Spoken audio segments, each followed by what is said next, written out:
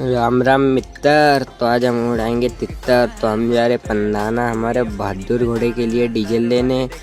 Pump पर पहुँचते ही सबसे पहले लिए हमने डीजल, हमारे टैंक को करवाया फुल। उसके बाद हमारे होटल पर वहाँ पे करा हमने चाय किया। उसके बाद निकल गए हम खेत के लिए। खेत पहुँचते ही सबसे पहले हम गए हमारे पाली हाउस में।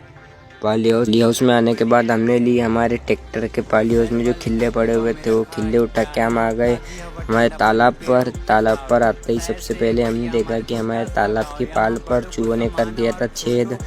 तो वहाँ लगाने लग गए हम सबसे पहले टेप लगाने के बाद हमारा काम हो गया था पूरा कंप्लीट। तो उसके बाद चले गए हम हमारे बहादुर घोड़े के पास।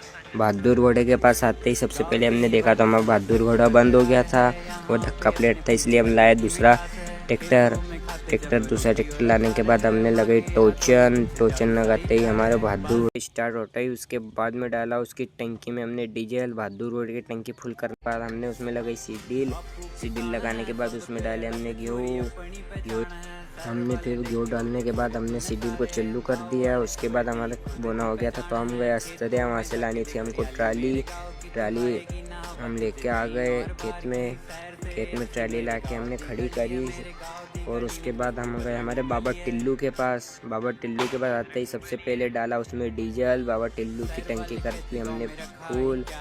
टंकी फुल करने के बाद एक बहुत तेज़ बारिश होने लग गई थी तो हम आ गए घर पर।